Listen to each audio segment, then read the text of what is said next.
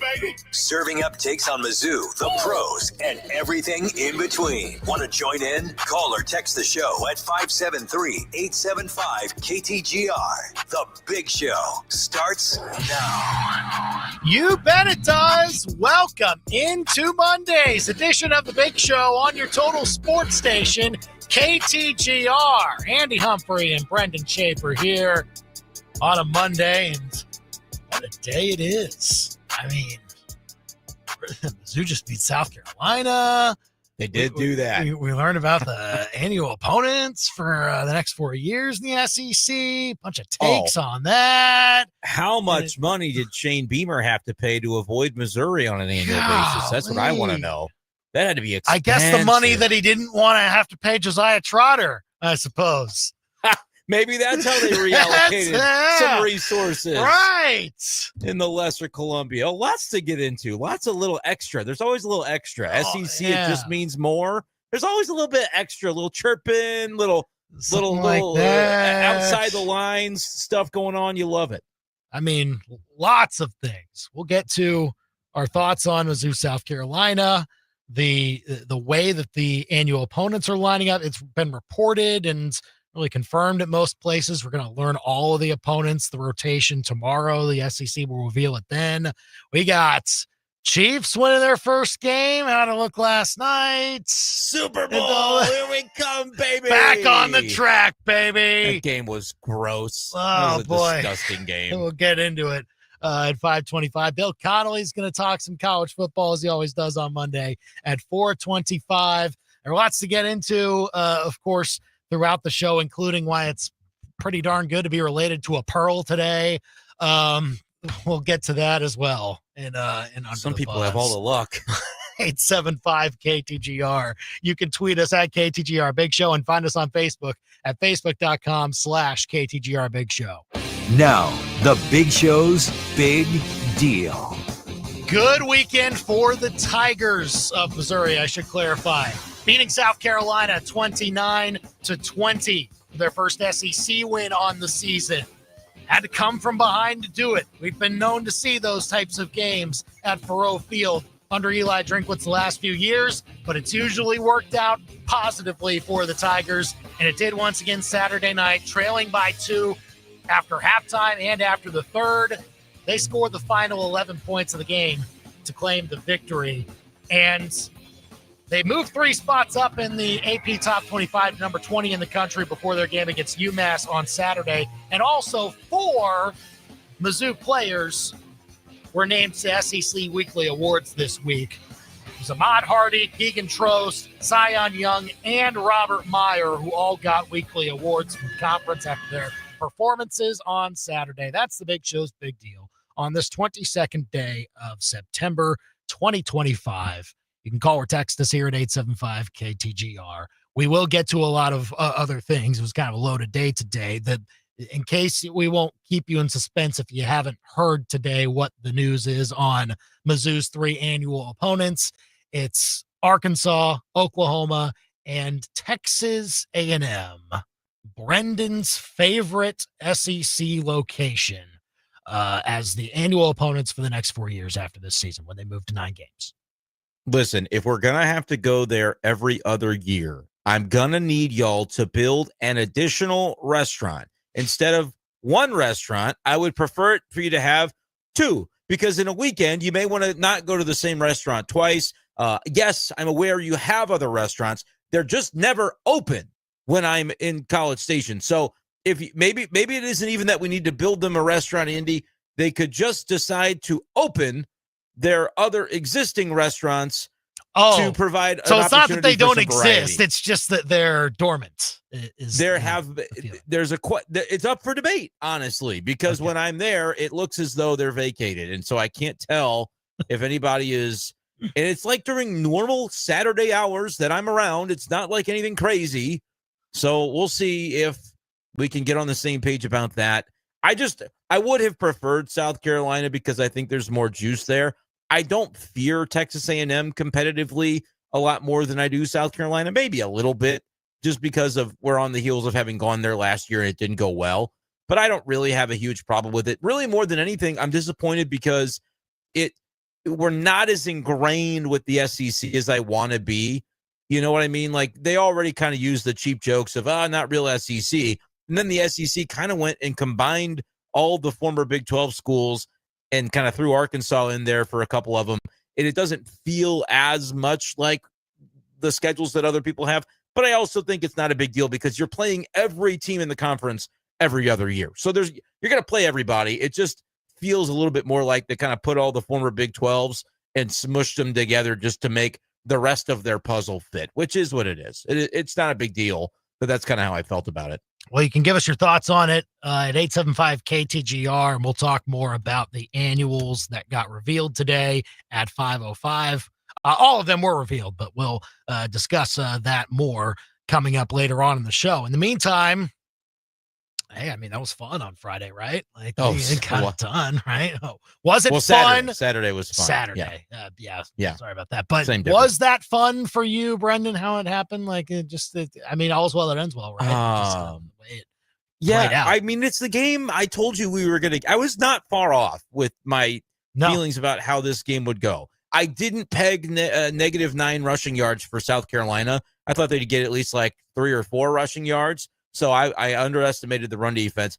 And the pass defense, remembering back to what Lenora Sellers did to him last year, 353 yards in Columbia, South Carolina.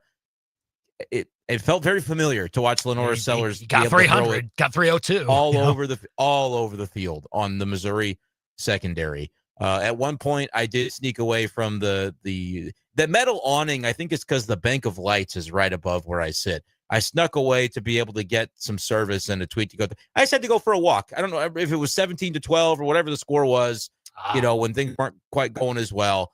I said, all is well, but I'm going to go for a little bit of walk, get a little bit of air. And I said, it was that drive where they just had like 3 pass plays and they're in the end zone. It happened quick. And we'll talk about it. I'm sure that Eli Drinkwitz felt maybe we were on the same page, Drink and I, for a change. We saw it identically, that there are some problems with the secondary. And I said, at a risk of being called out in a press conference, I'm going to say the secondary has to improve. Sorry if this offends, because, again, Dalen Carnell did kind of say, don't ever doubt the back end. There are some things to doubt right now about the back end. It may largely be communication-based, Andy, because I think there's a lot of talented players there, but something, when they go into a zone defense, is not computing for this team as a unit on the secondary side of things. And look, I don't necessarily say that's a good thing. Like, you can still be very concerned about it and have to put more emphasis on it, especially now when this is tough to do. What's he going to say? What's he going to say?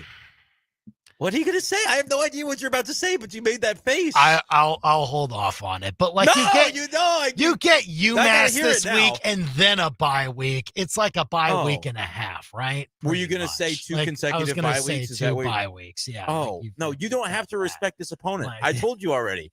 I'm always about respecting your opponent. This is the one you actually don't have to respect. They are that bad. It's going to be fine, man. Yeah, UMass is UMass. You saw what happened last year when Mizzou went there. Yeah, they'll be fine. It's homecoming. There will not be any sort of no. So your point stands. But like, look, you've got 3 weeks now before you play Alabama.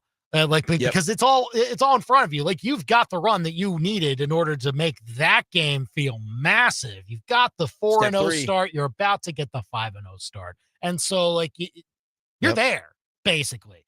So, like, there's time to fix it. And ultimately, you are going to have to make it look better than it did on Saturday. But here's the thing, Brendan. I am surprisingly not all that concerned about it. You're cool about it. I'm cool about it, because the thing is that you have the time to work on it, obviously. And Ty Simpson's looked very good for Alabama. Like, that'll be a tough game to try and cover him and those receivers. Obviously, Ryan Williams. They have a receiver. They will be very tough. But here's the thing: you have time to work on that. And look, I'm fine with Mizzou making their identity. I talked about this on the knee-jerk reactions right afterwards on Saturday night. You can go and check it out on our YouTube channel if you missed it. It's also on our podcast page, KTGR app, everything like that. Mizzou's got their identity now. We're running the ball. Yeah. Yeah. It's going to be very favorable for us to do so. And we're going to make sure that your worst play is giving it to any running back on your team. That's your worst play. Your least effective play is handing it off. We're not letting you do that. And I'm cool with a Mizzou defense just locking in on that mentality. I am totally fine with that. Worked okay in their games where they held Jalen Daniels in check. Lenora Sellers did not leak out as much as he would want to do. Maybe some of that was due to the injury. Yeah, he hit some big passes over the top. You know why? Because he's still a good quarterback. He's still probably one of the best quarterbacks in the country. They said this on game day, on College Game Day on Saturday morning before any of this happened this weekend. Pete Thamel was talking about how he polled 25 NFL scouts, executives, whatever, asked them, who's QB1 in college football right now? Best quarterback in the country, who's getting drafted first, essentially. 8 of them, the most of any other player, 8 of them said Lenora Sellers. He's still that. He is still that talented. He might be the best. I was just going to say on the schedule for Mizzou, he might be the best. You could talk about Moneyline Mateer or whatever, but he's a stud. Yeah. I mean, Lenoris is a freak. And look, there were some breakdowns in that game and a couple of them didn't end up hurting Mizzou because one of them was a big drop down the middle there. Gosh. And all that. Well, and so you got to clean that up. Drink's right. Take it off the tape. Get the communication down. Something's got to be fixed there. But at the same time, I watched back a couple of those plays and I'm like, well, they covered pretty good. He's kind of step for step with him, and Sellers just delivered an excellent pass. Sometimes that's going to happen. You tip your cap, man. So if Mizzou, if you take some of those away, the quarterbacks that aren't Lenora Sellers that are left on Mizzou's schedule that may or may not be able to make those types of passes, if those get taken away and Mizzou is still stopping the run at the degree that they have done so against their Power 4 opponents so far this year, then I'm actually not too concerned about the defense at this point. The reason I'm not overly concerned, part of it is the time that you have between now and the Bama game. That's number one. Number two is I do believe the guys in the secondary that they went out and added are talented. Like, I think Jalen Catalon is talented, but, he's part of a miscommunication. I don't know where it stems from. I can't, even if I were just a football expert, I don't know what the play call was. What version of the zone were you in, and who was out of position, who was in the wrong spot? It was somebody, maybe somebody's, on multiple occasions. And that's why I think Drink felt so comfortable calling it out in the post-game press conference. Like, normally you wouldn't hear him kind of air out anything. It's the kind of stuff that the fans are screaming from section 312 going, this second, what is going on? They're wide open in this zone. They just can't, they're leaving the open spots too often. To hear him say that, I thought was refreshing. Oh, yeah. And I also don't think he says it if he thought his players stinked. He knows that his players don't stink. And there's somewhere wires are crossed. And that if it's like Corey Batoon, you and the coaches really, I mean, I thought it was appropriate what Drink said. You have to get it figured out, because I don't think the players are bad. I think there's something, for whatever reason. Is it a complexity issue? Is it not getting communication in game? What is it that's allowing for these breakdowns? The play down the far right sideline, I think it was in the first quarter, that Lenoris just overthrew the guy by a little bit, and there was nobody within 20 yards of him, and he had to dive for it and didn't end up coming up with it, was such a gift. I feel like he had kind of a gift in the Kansas game where Jalen Daniels, a receiver, had a couple of steps on 2 guys and just overthrew him by 5 yards, and it's a touchdown in the second half if not for that mistake. Like, Sellers was really good. Thankfully, he didn't make that throw, because it would have changed the complexity of the game. But I think you're also right in saying it's more the bridge between coaching and player than it is the player talent level that concerns me about the secondary. And to the point about how good Sellers is, there's not a quarterback on the schedule that can do it better than he does. Throwing on the move, dotting guys up across his body, like some of the throws he makes. Maybe Mateer can do it as well as Sellers does. Maybe Pavia can do it as well as Sellers does. Nobody's going to do it better than Sellers. So, like, you saw the equivalent to the best you're going to see the rest of the year because Sellers is that good, injured or not, banged up or not. He did have a really good game throwing the football. But to your point, nobody's gonna run on Mizzou. Like, that's really the front seven. Sometimes I feel like I'd like to see a little bit more of a pass rush, but I tell you what, man, as a unit, the front seven has been really, really strong. Pass rush looked pretty good against Sellers with 5 sacks the other day. Like, it definitely did. And then there are moments where you want him shut down, and so you're like, we got to sack him every play. No, it's I not understand realistic. that. I understand. But even on the play that you're talking about, when they missed the wide open guy down the field towards the right, like middle right, essentially, like there was a rusher in Lenora Sellers' face there, and it was the reason why he missed it. And there was at least one or two more plays like that. I know specifically on a third down when Dara Smith got in his face, and Sellers would have had a wide open guy in the middle if he had been able to see him freely, but Dara Smith on a delayed rush, essentially, they waited for his time and his opening to go after Sellers and took advantage of it. Like, the pass rush was awesome. Like, they were this weekend, the D-line deserves every bit of praise they get. Zion Young obviously getting the weekly praise from the SEC with his performance, but like that was a game that you needed to have. Gabe DeArmond talked on our show last week about, like, you got to come after Sellers now. Like, at first it was maybe contain him in the pocket, but he dotted you up in Columbia, South Carolina the last time, went for 350 yards and 5 touchdowns there.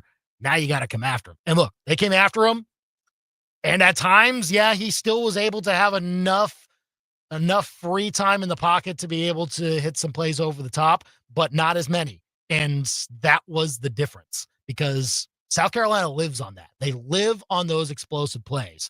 And like, Mizzou had more explosive plays than they did actually in that game, but the only difference was South Carolina's went for touchdowns and Mizzou's didn't. Like, so that's what kept them in it. How Mizzou still outgains them 456 to 293, has twice as many first downs, possesses the ball for 11 more minutes, runs significantly more plays, is much better on third down, and yet it's still a 9-point game because South Carolina's explosives went for touchdowns. And that can be partially due to Mizzou's explosives are sometimes run plays. And like, it's hard to run for 60 yards. Yeah, you can run for 30 and whatever the explosive measure is. That's why. But it has been red zone efficiency is going to become, I think, maybe the final frontier to conquer for the offense, where, like, okay, you run all over them all down the field. Now you get into the red zone, just consistently having enough to throw them. I thought they did pretty well. Bo made the first touchdown, unbelievable throw. I mean, they're doing some really good things in the red zone, but too often it doesn't ever seem, Andy, like they're stifled at the 18-yard line. They're stifled at the 3. Like, they're on the doorstep when we come in and kick these 20-yard field goals. And so that would be the next thing, is like turning those into 6 instead of 3. But I think we do need to make sure we just heap our praise onto the best running back in college football. Ahmad Hardy is him. I've never seen, you never seen anything like what he does. He is the best running back in the country. I was telling people in the press box, like, I've watched 4 games of this guy now, and I have already run out of words. I've already run out. I don't know what to say anymore. I'm just laughing at this point every time he makes a play like that. It's what everyone else is doing too. Like, it is straight up laughter. Like, when you say like that, because he did it 3 or 4 times. Which one was your favorite? It almost takes, you have to take your pick, man. I don't know. Like, the touchdown where he's airborne facing back to the end zone, laying on the pile, and then he gets up and then scores. Like, oh man, the other one was maybe better, where he ping-ponged off of 6 or 8 different guys, but before he ended up with like 30 yards. That was a good one. Oh yeah, that was more toward the middle of the field, though. Like, he's a freak. Him, Jamal Roberts had a touchdown run where he broke at least 3 tackles and scored on a play that you probably can't was from about, like, usually. That's like from the 20-yard line or 15 to 20-yard line or so. And I said I was watching like a hawk, because I'm like, eventually Hardy's going to have to leave the game. I mean, he was that drive. And then when Roberts came in, I'm like, we're going to run the ball and score here.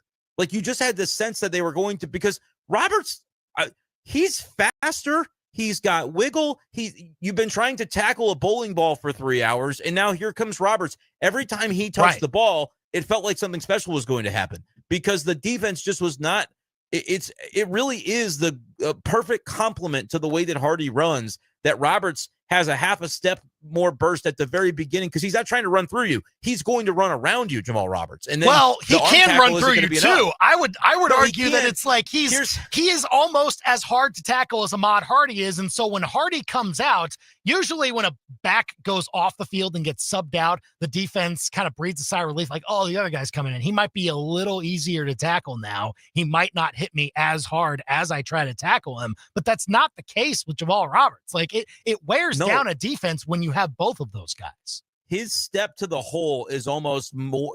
I don't know if he's faster to the hole than Hardy, but he's got that burst. And then Hardy will run through a whole person. Like Hardy, an arm tackle is not even a thing with Hardy, but he'll also run through you. If you wrap up and tackle him, he will still run through you. Yeah. Roberts is moving so quickly with such wiggle that you can't center him. And there is no arm tackle with him either because he's moving too quickly to do it. It's a little bit of a different style, but they both are exceptional. And Roberts was used sparingly, but he was used as the perfect complement because every time he came into the game, I wasn't thinking, oh, no, now we're going to run the ball. I'm like, run the ball because it's going to go for a chunk play. And most of the time it did. Just incredible stuff. There's so much to unpack from the game, obviously, but, the Hardy stuff stands first and foremost with just how he's finally getting some national attention, Andy. They'll never give, I don't say never, rarely do they give the Heisman to a running back. But if it's going to happen, I am telling you, this guy is going to continue week after week to get that type of accolade. It's the same I said to begin the season. Get and keep Ahmad Hardy healthy, and it is going to be a fun year. And I was as high as anybody on what this rushing offense was going to look like. Prebula goes for 72 yards. I don't know if I thought it would be quite to this level of just you can't tackle him. Continue to run it. Stick with the run. You don't gain a yard on that play. That's okay. Do it again because they're going to wear down as the game goes along, tackling these two running backs. It is truly a special rush offense that they have. By the way, well done, Javen Richardson, and filling in that spot at left tackle. Yeah, we didn't talk about the Caden Green stuff. Well, because we didn't know about it. We knew he was probable, and we did. Yeah. We said, that's weird. It's weird that he's listed as probable, and these things, more often than not, the unexpected does happen with these relative to like an NFL availability or injury report. More crazy chaos can happen in these, and so whatever the reasoning is that you go from probable to, I guess he participated in the walkthrough, but then he's in a boot. So whatever, right. I'm not like complaining. I think they were still playing it the way they genuinely thought it was going to go, the way the Drinkwitz explained it afterwards, because they just thought more about it and decided, let's get an MRI. Yeah, now we need the procedure. So Drinkwitz said could be 3 weeks, could be 5 weeks. This is the time, though, for it. I mean, you'd hate to miss him for Bama, but you're probably going to miss him for Bama. You may not miss him for much more than that. That's the good news about the Caden Green situation. But either way, I feel pretty good about Javen Richardson, at least for now, being in that spot because he held his own. And we'll talk more about that, I'm sure, coming up. But call or text us here at 875-KTGR if you want to weigh in on Mizzou, South Carolina. Bill Connelly will do the same as he joins us next, and we'll talk about the rest of the wild college football weekend here on The Big Show. Miss the latest edition of The Big Show? Catch up on demand with a full show podcast on the KTGR app. Download it now, wherever you get your apps. Always ahead of the curve? Seem to know what's going to happen? Like a prophet? Prove it, Nostradamus, with Profit Shares. Predict the outcome of every black and gold game or whoever your favorite team is. It's all at Profit Shares, and it doesn't cost a thing to play. Make your predictions risk-free and win prizes like gift cards to Amazon, Chick-fil-A, and other favorites. Or donate your winnings to charities. Contests are open now. Play for free at ProfitShares.com. PROPHET shares.com. Hey, it's Molly, and it's football season at Billiards. Ha ha, What he said was, our Missouri teams are going to be really good this year. I did love me an old gift. That's right. So whether you watch on Saturdays or Sundays, Billiards has the biggest TVs in Columbia. Have you giving out on H2O? Whether you're hydrating with H2O or a cold Missouri beer on tap, watch your favorite teams all season at Billiards. Ha ha, yeah, I have to boogie on down. Billiards on Broadway. Now that's high quality. My name is Caroline, and I would highly recommend True Sun Exteriors and Interiors. Our house was built in 1980, and it had the original cedar siding. The wildlife in our yard were tag teaming it. The woodpeckers would start, and then the next thing you know, we would have squirrels in the walls. When we met with True Sun, they suggested we make the switch to LP Smart siding because it would be more resilient against the weather that we have, and also it would keep those squirrels out of the house. When I went to the showroom, they were so happy to answer all of my questions. The support from all levels of this project has been great. True Sun is a company that really cares about the quality of the work that they're doing. They really want the results to be lasting, they want the results to look good, and they want you to be happy with it. The difference between a house and a home is the attention to detail. At True Sun Exteriors and Interiors, we'll turn your vision of a dream home into a reality. For more information or a free estimate, go to TrueSunExteriors.com. TrueSunExteriors.com. It was 2:30 on a Tuesday when the phone rang. Brian Ware Plumbing answered the call. It was a dismayed wife. Fresh off vacation, her and her hubby came home to a wrecked water heater. It had sprung a leak, a bad one. So while the plumbing team took care of that leaky water heater, Brian's certified restoration guide, Josh, with 2 decades of experience, came in to restore the area and stop mold in its tracks. Another day, another job, another expert added to the team. Ho hum. Better call Brian and unplug your plumbing problems. BrianWarePlumbing.com. You like saving money, right? We all do. That's why Allstate just lowered the price of car insurance. Not, but wait, there's a catch. Lower. Actually lower. So if you're shopping around or just want to see how much you could save, check Allstate first for a new lower auto rate that could save you hundreds. You're in good hands with Allstate. Not available in every state. Only applicable for new auto insurance business. Rates will vary by several factors, including how you purchase the policy. Potential savings vary. Allstate North American Insurance Company and Affiliates, Northbrook, Illinois.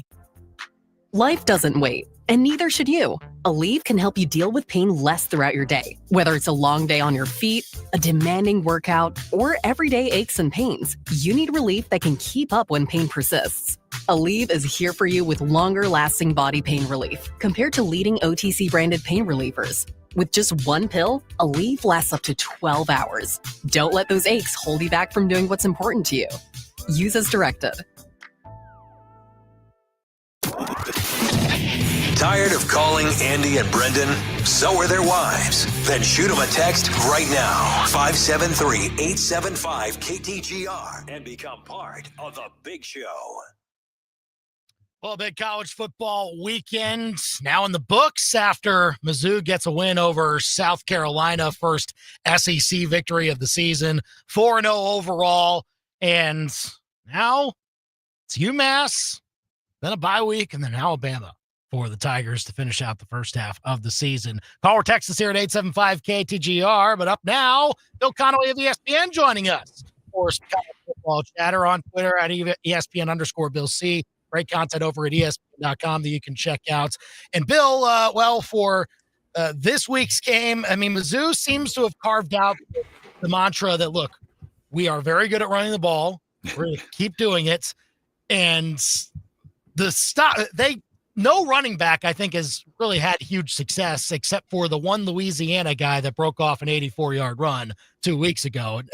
No one else that is a running back for a Mizzou opponent so far has had success. How have you seen that play out so far from Mizzou's perspective? Yeah, I mean, they're just like that. I mean, the run game and the run defense have both been obviously very, very stellar. And one thing I've been playing with for a piece, probably for Wednesday of this week, is Missouri is the yak king of college football this year. Yards after contact, for and against. They're beating even Navy in that category this year. So that's clearly the identity there. And I mean, it was funny with the South Carolina game. It played out kind of how I expected, and it was really annoying. First of all, like you're winning a majority of the plays, but South Carolina has a bunch of big plays in them. And on third downs, it basically played out that way. Missouri was 7 for 13 on third downs, kept things pretty manageable, moved the chains a lot. South Carolina was only 3 for 11 on third downs and 0 for 1 on fourth downs, but those three conversions gained 49, 43, and 32 yards, and therefore it was still a game deep into the fourth quarter. And that's South Carolina. You just kind of have to survive the big plays, execute the rest of the way, and win. And they did that. On Missouri's side of things, your thoughts? Ahmad Hardy, pretty good.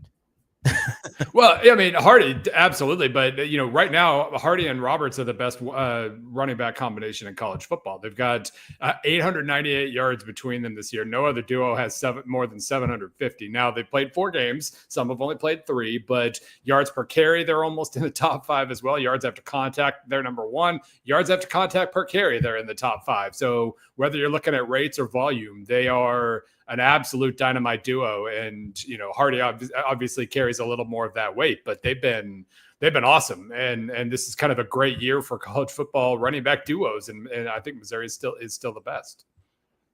And just on the other side of that, though, Eli Drink was talking about it in the post-game press conference, the secondary having some issues, whether it's miscommunication in the zone defense. What do you kind of see him with that? And how do you think Mizzou might be able to correct it? Obviously now with a little bit of time before their next key game. Yeah, I mean, this is, if you dare college football quarterbacks and receivers to connect deep and make really hard, long passes, usually it's going to work out pretty well for you. It's just randomly going to blow up in your face. And that was kind of what we saw. I mean, they had some serious breakdowns. They gave up a few 30-plus yard gains, and they only gave up 20 points, and they won by 2 possessions. So that's kind of the gamble. But one of the things the ways I look at things is in terms of efficiency and explosiveness, basically success rate, which is kind of the on base percentage, how frequently are you gaining 50% of yards on first down, 70% on second, 100% on third and fourth. In pass defense, Missouri is 15th nationally in pass and success rate. But on those successful plays, how big are those successful plays? Missouri's 115th in yards allowed per successful play. So it really is kind of all or nothing. I'm sure that's going to drive a coach crazy when he's not really trying to do that. But that is, whatever the reason, gaps in the zone, miscommunication. It has happened against both of Missouri's power conference opponents now. And, obviously that's something that's on film. So Alabama and Auburn and, I guess Vandy and A&M are a little better on the ground, but, Arkansas can go deep. Oklahoma can increasingly go deep. Mississippi State's going to try. All those teams are going to try to exploit what they've seen. And you've got a couple weeks now to fix it. We'll see. Bill Connelly of ESPN here on the Big Show, KTGR and the KTGR app. And so, with 1/3 of the season in the books for Mizzou, and after this UMass game, obviously, is where they're really going to carve out where exactly they're going to fall in this hierarchy with the remaining 7 SEC games. So as you look at it now, based on how South Carolina went, what are you kind of projecting now with how Mizzou can try to grab the wins they need potentially to make a playoff run? Yeah, I mean, this is after UMass, which we are going to assume is a win. I think that's relatively safe. The rest of the way from my SP Plus projections, the rest of the way, it's Alabama by 3.1, Mizzou by 3 over Auburn, by 0.1 over Vandy, 5.5 over Texas A&M, 9.5 over Mississippi State, down 3.9 against OU and 2.9 against Arkansas. Just all but one is a 1-score game the rest of the way after that. And, it was kind of a mixed impression with the freshman kicker this week, missing a PAT, but then making a really, really big field goal at the end to put it away. That was good to know you can, count on him to do that. I'm sure they would have preferred to just move the chains and not find out, but they had to find out, and it worked out well. So that's maybe a good sign moving forward because we know how this works in close games. You got to trust your kicker. You got to be able to run a proper 4-minute drill at the end. You got to trust your quarterback on third downs. Seems like a lot of those things are going well for Missouri just in general, but the kicker things make you nervous, and also just the crazy home stretch here of nothing but top 30 opponents it's gonna be pretty challenging. We'll see how it looks for Mizzou. They'll probably have to win in similar fashion as they did on Saturday. 875 KTGR to call or Texas. We got Bill Connelly here with us on the Big Show. Lots of other things to get to, but let's start with the other games this past weekend. Oklahoma edges out Auburn. Some controversy around some officiating decisions or anything else like that, and whatever it might have been. But just your impression of how both teams looked in a game that's was kind of a real litmus test for both of them, especially in conference. Yeah, I think both of them basically kind of lived up to what you expected, just in terms of, we know, like, even if John Mateer's the betting favorite for the Heisman right now, OU's living on defense. They're getting enough from the offense, and and they're feasting on the defensive side. We knew that Jackson Arnold was kind of sack prone last year. That doesn't seem to have magically changed, going to another location, but Auburn is still really good in the trenches, and they gave up 10 sacks and still had a chance to win at the end, which does say something in terms of overall talent. So yeah, but I mean, both of these teams, it's like a lot of that kind of middle of the SEC. Just they all have talent. They all have, a lot of them have good line play. I guess Auburn's offensive line could be a little questionable right now, but there's just a lot of interesting challenges, and we kind of know Missouri's going to have to play at both of those teams, and I think it's going to be a challenge in both games. On to a team that Mizzou does not have to face, but maybe it wouldn't be so bad if they did. It just seems like Florida, every week is Groundhog Day right now for the Florida Gators. And it's not that they're not playing tough competition. I think Miami's really good. But what do you make of just the struggles of their offenses? DJ Lagway was the guy we were talking about, potential Heisman candidate before the season, and that just has not materialized. Yeah, I mean, it's as simple as that. Their offensive line isn't very good. They're committing too many penalties. They're not doing enough. There's a lot of negative run plays. And so Lagway, who is a true sophomore who didn't start a full season, then was off most of the offseason with like 3 different injuries or whatever. He looks like a rusty quarterback there's just too much being thrown at him right now. And even a lot of his picks against LSU, it was 3rd and long. He was trying to make things happen when a lot of those picks came, and it's just, that's their main problem, is they're constantly in 2nd and 3rd and long. Like, defense is good. Like, obviously Miami was able to kind of do the power running thing a little bit and found some success, but they still were at 13 points late in the 4th quarter before tacking on a couple late. Like, the defense did its job, and the offense is just an absolute mess in the trenches and in the run game right now. Bill Connelly of ESPN here on the Big Show, KTGR. Indiana putting the whooping on Illinois. Brendan called out Kurt Signetti this week. He probably wasn't enjoying all that. I'll get to it. I've never been more wrong about a game. How did you feel about how? I'm sure nobody really expected it to go that way, Bill.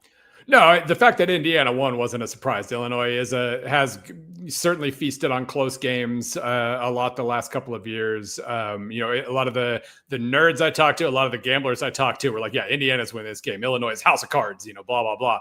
But nobody was saying Indiana's going to win this by 53 points. It was a lot of, I mentioned Missouri and Miami, like Indiana.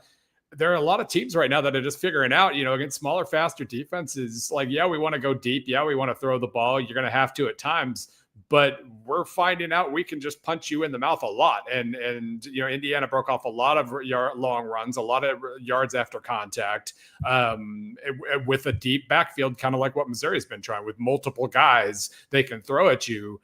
That seems to be a pretty good life hack in 2025. And, not necessarily just big burly man ball who can run it the most. It's not old Wisconsin, Illinois, Brett Bielema stuff, but being able to do that and do it until they stop you seems to be working out pretty well this year. For sure. We'll see how it looks the rest of the season for them as they go through the rest of their schedule. 2 pretty darn big SEC games this weekend, LSU, Ole Miss, and then Georgia, Alabama. Bill, could tell us a lot about what the playoff picture maybe looks like. How do you kind of see it with all 4 of those teams going into it? Well, I'm hoping Alabama either wins or gets smoked, because I'm tired of my SP Plus ratings constantly like bumping them right back up. Like, it finally dropped them. It finally gave up on them after the Florida State game. Then they played 2 basically perfect games right back up to 4th again. So either they need to win this so it proves SP Plus right, or they need to lose by so much that it doesn't bump them back up later in the year. But no, I mean, on paper, we know Alabama has a ton of upside, a ton of explosiveness. The defense, when it's not playing a Gus Malzahn offense, is apparently pretty good. And Georgia, it's like we've always been saying at Georgia, they continue to have the highest floor in college football. They're another good team that gets yards after contact and doesn't give up many. That's the Georgia way.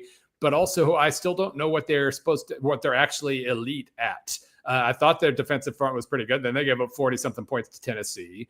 Their offense did just enough at just the right time, but I still don't really trust the upside there. So this will be a really nice litmus test for both teams. And of course, LSU Ole Miss is exactly the same way. Like, Ole Miss sure looks good once again. The one thing we don't know, they dropped 3 tight games last year. I guess they did pull one from Arkansas, if that counts. Arkansas gives away a lot of close games.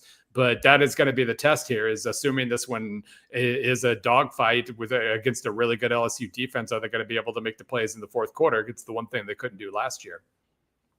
Bill, I know broad question, but your overall takeaway of the annuals that we learned about in the SEC and what that will look like, and how Mizzou shakes out with A&M, Arkansas, and Oklahoma.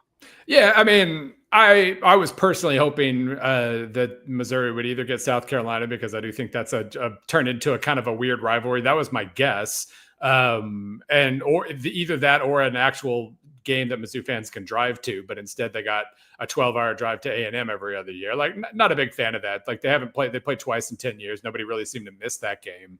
But you get Mizzou and Arkansas, or you get Oklahoma and Arkansas every year, two drivable games, one against a team with a big history, that you have a big history against. Arkansas is, they can say that Missouri is not a rival, but Missouri is going to apparently keep punching them until they claim otherwise. So I think it was fine. I didn't love the A&M bit, but it is what it is. You're going to play everybody else twice every 4 years regardless. So, and they're going to reassess every 4 years, which I think is actually a little too much. Like, let's stretch it out a little bit more than that, but it's fine. It'll be what it is. I guess the interesting one, just conference wide, was no LSU Alabama, I suppose. And now but again, as we mentioned, it's going to be every other year, and maybe going over who's not the annual opponents is maybe too much, but that was just an interesting part that I saw from that we won't get that every single year. Yeah, I was surprised by that. That felt like a no-brainer. I know it's more of a new rivalry. It's not something that they were playing huge games in 1924 or anything, but it was still one that I assumed they would get on the books because it's a big game. So, but yeah, no, I mean, the whole point of 9 games and the whole 3 and 6 thing is you do play everybody now. It's not going to be any more situation where LSU's coming to Columbia once every 12 years. So, and the next time LSU fans come to Columbia, the game better not be at 11 a.m. again. That's really, I have LSU friends. I want to tailgate with them in Columbia. And the one time they came, they got ruined entirely. So, oh man. Well, here's hoping. We'll see what shakes out in the years to come. Bill Connelly of ESPN here on the Big Show, KTGR. You can see his great work over at ESPN.com and follow him on Twitter at ESPN_Bill C. Thanks for coming on, Bill, and talking some college football with us. We'll see you soon. Sounds good. Big Show is on at 4:43, KTGR and the KTGR app.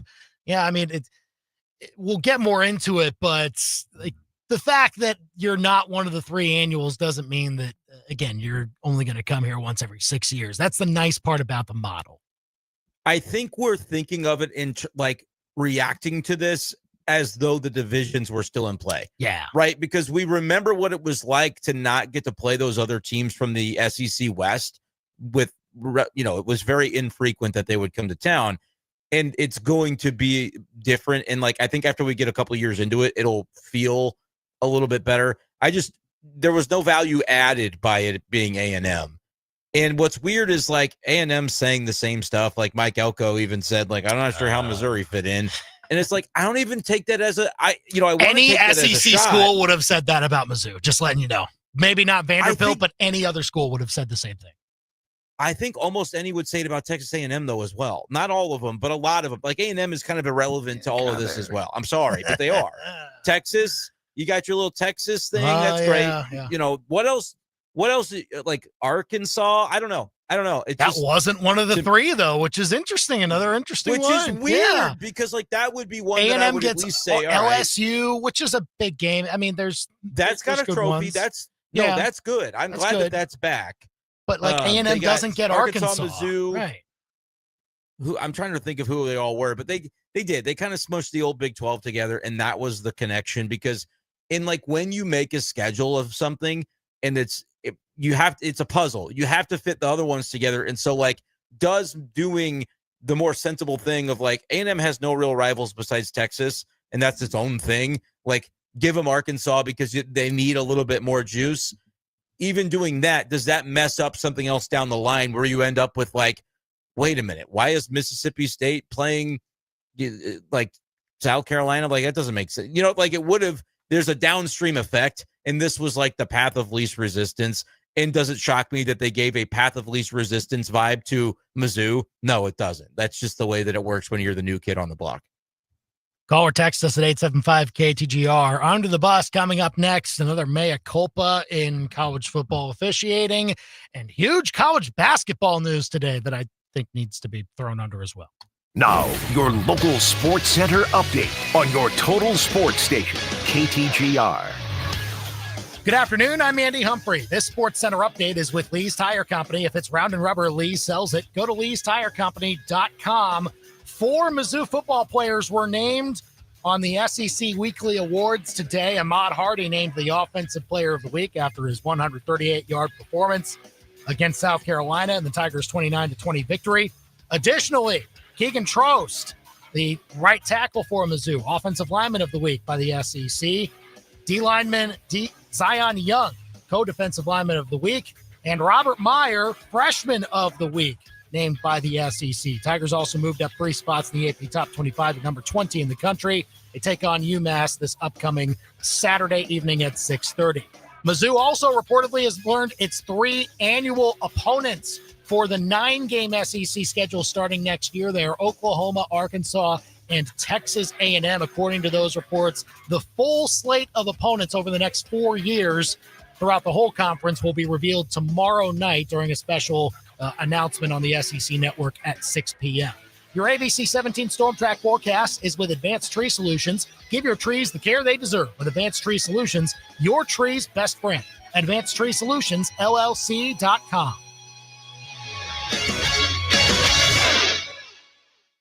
I'm ABC 17 Storm Track Chief Meteorologist Jessica Hafner. I'm tracking partly cloudy skies into this evening with fog developing, especially east of Highway 63.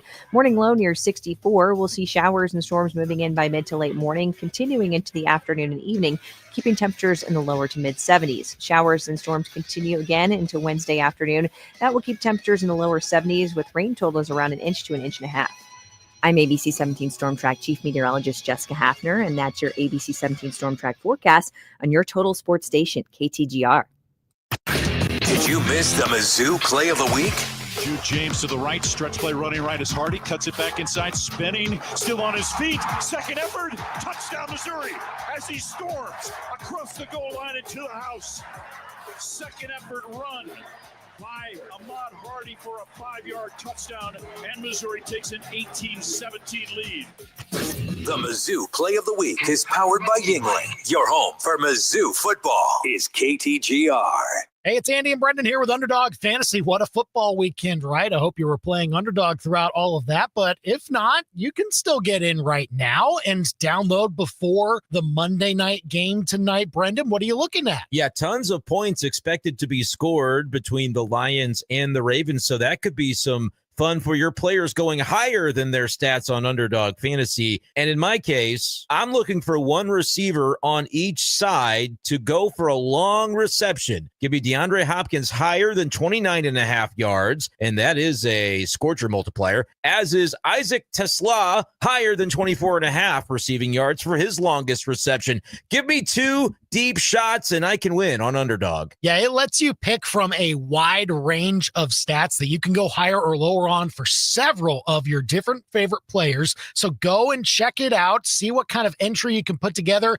If you get all those picks right, you can win up to 5,000 times your money. That's how you can be one of the millions of fans that have already won billions making plays on Underdog. So download the app today and sign up with promo code KTGR to score $50 in bonus funds when you play your first $5. That's promo code KTGR. Must be 18 plus and present in Missouri. Terms apply. See assets.underdogfantasy.com/web/plan-get-terms_DFS_.html for details. Concerned with your play? Call 1-800-GAMBLER or visit ncpgambling.org. Get ready for game day with Zing Zang. Zing Zang has you covered. Kick off with their ready-to-drink Bloody Marys featuring 6 times distilled vodka, or turn up the heat with their blazing Bloody Mary. Prefer margs? Enjoy classic or mango margarita, both made with premium Blanco tequila. With 9% alcohol, these cocktails deliver bartender-quality cocktails with legendary taste. Find Zing Zang at your local retailer. Zing Zang, taste the legend, and please Zing Zang responsibly.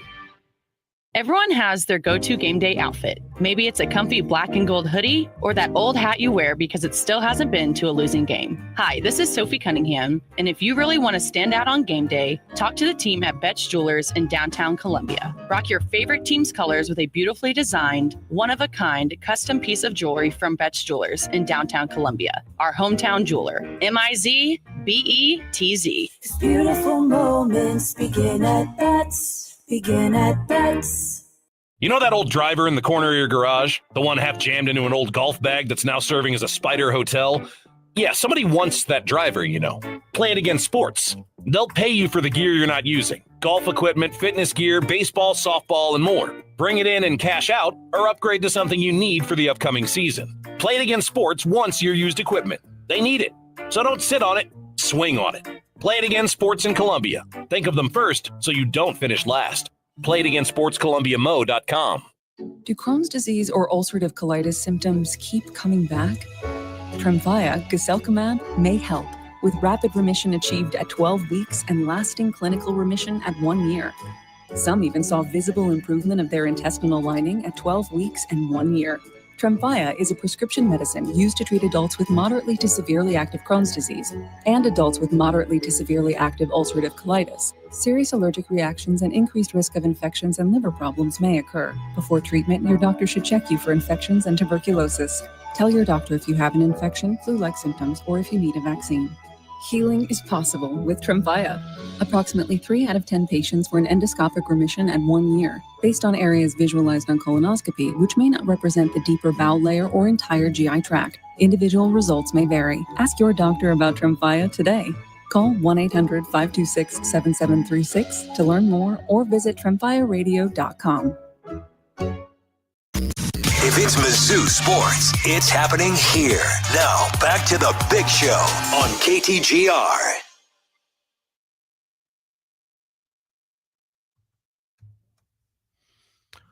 Auburn, Oklahoma had a big officiating snafu, apparently. They did, yeah. Oklahoma scored a touchdown using a player that appeared to fake that he was coming out of the game and being subbed out, but he wasn't actually, and that shifted Auburn's attention elsewhere away from him. He stayed out on the field. John Mateer's got a wide open guy to throw on the very next play. And there should have been a penalty there. The ESPN broadcast pointed it out a little bit afterwards, and the SEC even acknowledged, there should have been a penalty assessed. And I don't think we've heard about that officiating crew getting penalized or suspended like that Big 12 crew was in the Mizzou, Kansas game.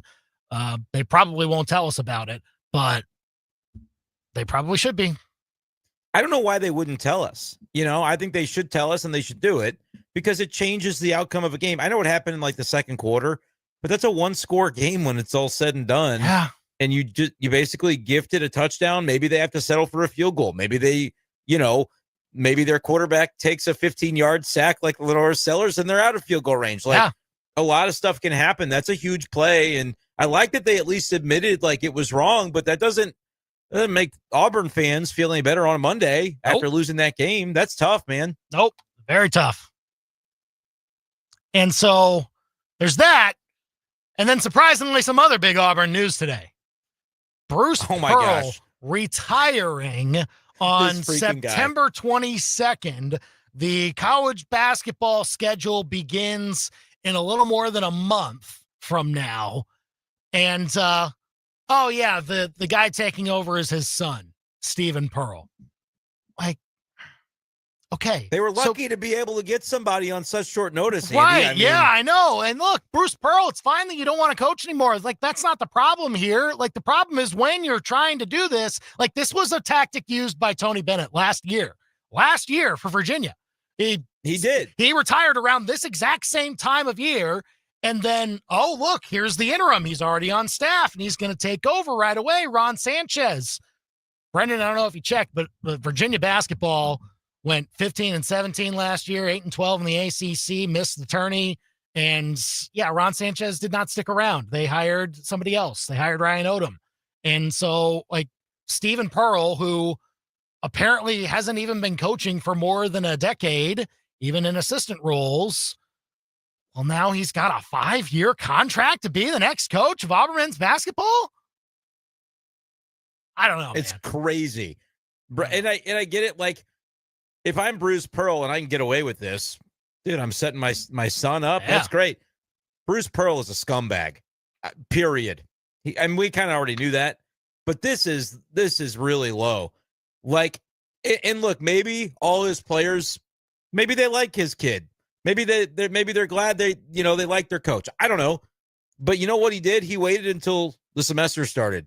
And those kids can't even enter the portal to play this year if they wanted to. That is scummy.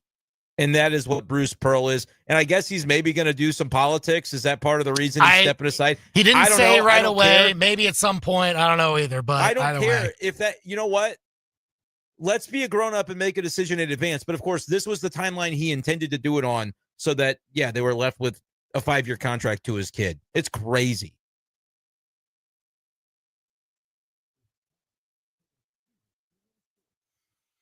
Ahmad Hardy, Keegan Trost, Robert Meyer, and Zion Young all receiving weekly awards from the SEC today. Kudos to that. 4's a lot. I mean, there are only 2 league games technically this week, so they kind of prioritize those a little bit more for those weekly awards, but that is still a good haul for several Mizzou players this weekend. Yeah, and we'll talk more about Robert Meyer. We'll talk more. We still got a lot to get into from the game. Yeah. We'll find time to do it. Oh, yeah.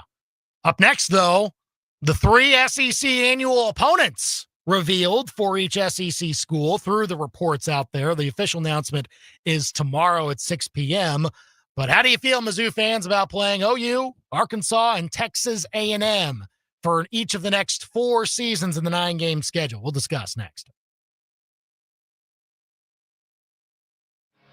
On game day, every needs a. And every tailgate needs Kingsford charcoal. And a match. Whatever lot you're in, whatever you're grilling up for your fellow Tiger tailgaters, Kingsford charcoal is the official charcoal of Missouri football.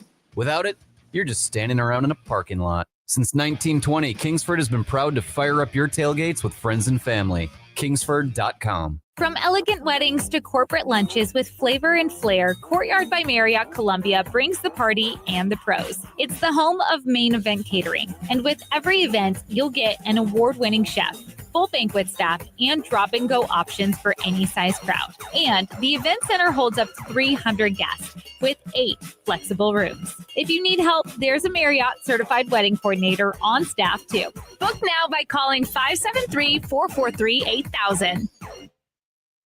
Shangri-La is proud to be a part of every black and gold home game this season at the Zimmer Tiger Tailgate. Swing by our tent to play games, win prizes, and hang out with Missouri's top team of cannabis aficionados. Want to join the fun? Pick up your free Tiger Tailgate tickets at any Shangri-La location. Then come find us on game day. We'll be bringing the energy, the prizes, and the community spirit that makes Tiger football unforgettable. Shangri-La Dispensaries is paradise found. ShangriLaDispensaries.com.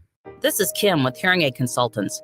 For some, the thought of wearing a hearing device makes them feel old. In reality, improved hearing helps prevent accelerated aging. Untreated hearing loss not only can decrease your lifespan, but it can also lead to a faster decline in cognitive abilities and increase the likelihood of dementia. Come see us at Hearing Aid Consultants for your free hearing evaluation today. Hearing Aid Consultants in Allmaker Repair Lab in Jefferson City. We are here for you today so you can hear tomorrow. HearingAidConsultants.com.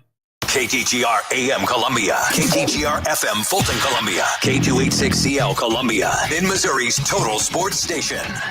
KTGR.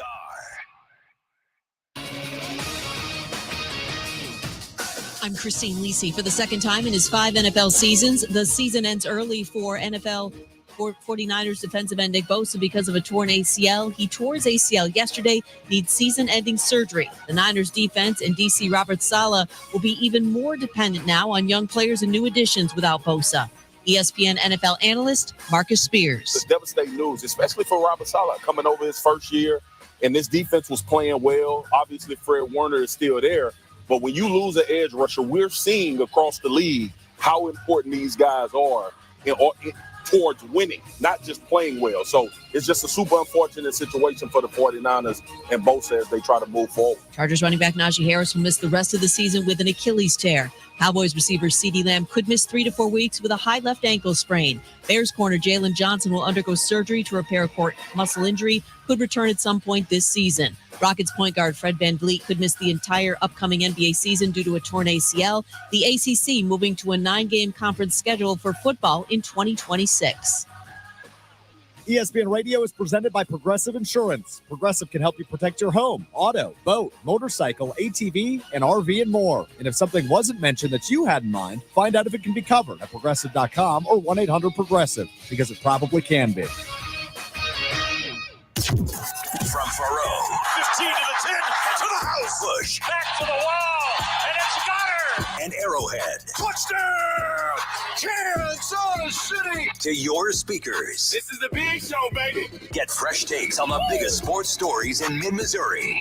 Right now, this is The Big Show with Andy and Brendan on KTGR. We know that we were supposed to learn the annual rivals for the SEC teams. This was supposed to happen tomorrow, but, well, it's been leaked. It seems to be widely reported at this point, so we'll talk a little bit coming up about Mizzou's 3 SEC annual rivals, the revelation of that, and maybe a little bit more look back at the South Carolina game, because there's so much more that we haven't gotten into. It's coming up in just a few minutes. We'll talk some Chiefs at 5:25. They did get their first win over the Giants. It was kind of ugly, but they got it nevertheless. And maybe a little Nolan Arenado talk before we get out of here on the show today. It appears he may have played his last home game for the Cardinals yesterday afternoon. 573-875-5847 to give us a call or a text. But first, it's 5 o'clock. It's time for the Top 5 at 5 on The Big Show. Number 1. If you want to trade away for curtain number 1, you can have curtain 1.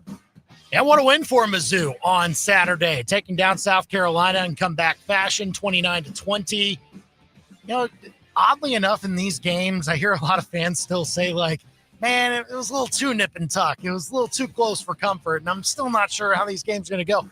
Weirdly, with Eli Drinkwitz coaching this team, I haven't seen, at least from my perspective, too many worries about how it's going to go, especially when they're at home and especially when they're only down maybe a score or maybe 9 points or something like that. They never went down 1 score in this game, eventually came back, got the plays they needed to, and my gosh, Ahmad Hardy, what a performance on the ground. Tigers again showing that they can run with authority. Also on the defensive side, stop the run with authority. Got to fix some of the stuff over the top, but we'll see if they can do that over the weeks to come. Number 2. Number 2, your timing is impeccable. The several reports out there have the annual opponents revealed for each SEC team as they move to a 9-game scheduling model next year, and Mizzou's 3 annual opponents over the next 4 years will be Oklahoma, Arkansas, and A&M. They'll reveal the full list coming up tomorrow night at 6 p.m., Yeah, I'm a little disappointed that South Carolina isn't an annual instead of Texas A&M, but either way, you're still going to get to play the teams that aren't your annuals every other year. It's going to feel a lot different now with this new model, and I think for the better. Number 3. Sad news in college football today. UCF offensive line coach Sean Clark died at the age of 50 years old. Clark was the man who succeeded Eli Drinkwitz as head coach at Appalachian State once Drink left for Mizzou and had a really good 5 seasons there. He joined the UCF staff this offseason, and by all accounts, from what I've seen about what people have written and said about him, just an all-around great guy, excellent coach, and a really sad loss. Feeling for everybody in the UCF community and, of course, the family of Sean Clark. Number 4. Oh, I shanked it. Chiefs got it done. They needed to win that game at the Giants, and they did it 22-9, no matter how ugly it might have looked.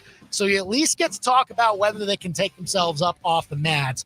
Going to be a tough test against Baltimore at home this upcoming Sunday at 3:25. Can they get it done? Oh, we'll talk about that ad nauseum this week. Number 5. What is the 5 fingers? Say to the face. Stop. So many blocked kicks in the NFL yesterday, and 2 of them leading to some pretty terrible beats as well. That's The Big Show's Top 5 at 5 on KTGR.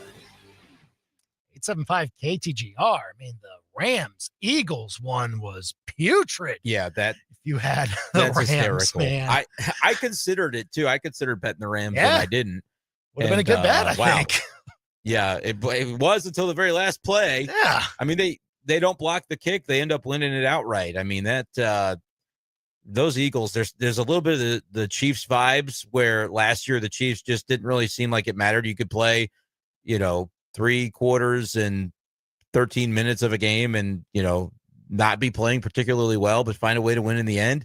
The Eagles did a little bit of that yesterday for sure.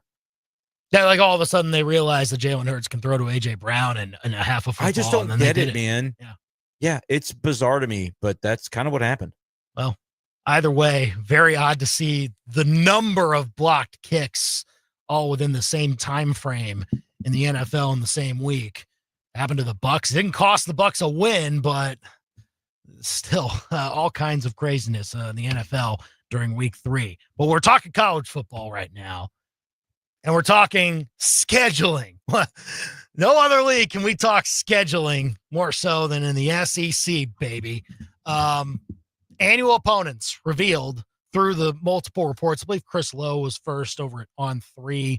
And the Mizzou annual opponents are Oklahoma, Arkansas, and Texas A&M. Tell us what you think about them, 875 KTGR.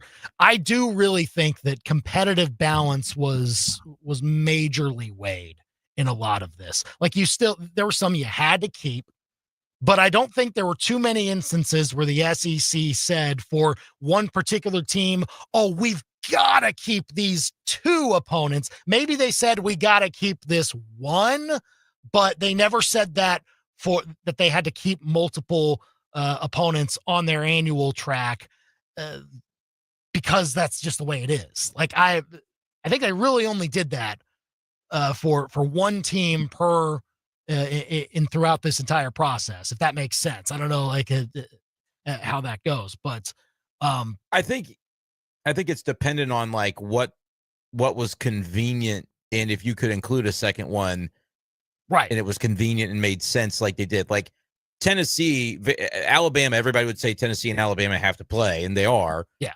But Vanderbilt is an in-state rivalry that, like, I think it naturally fit and flowed for them to keep both of those. And, we don't really care about it, but Kentucky, Tennessee is also a rivalry. So I think Tennessee fans probably ended up happier than just about anybody because, A, you get the fun games that you played for a long time, and B, 2 of the 3 are historically not very challenging games. I know things can change and it's cyclical, but Tennessee fans, it feels like that's like the SEC's favorite son at this point because of how nicely they set up the Vols, Yeah, and it's hard, man. Like I don't envy the people that had to put this together and try to go through all the math of how well each SEC team has done and then try to put together a matrix to make it as even as you possibly can make it on the 3 opponents being as close together as possible. And someone's going to get screwed. Like it's going to be the case. I don't think Mizzou was screwed though,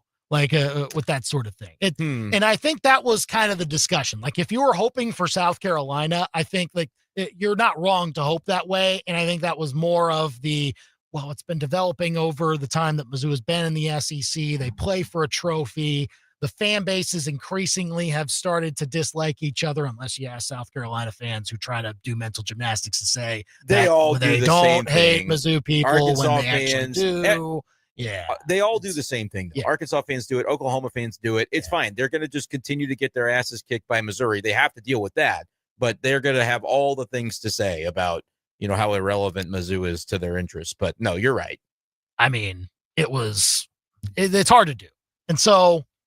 I think the Texas A&M pick was a competitive balance type of pick when it comes to really? That. Yeah, I think so. Yeah, because I mean, Mizzou you don't have Alabama, you don't have Georgia, you don't have LSU is historically a pretty good team year in, year out. Tennessee is normally toward the top half. You don't have Texas.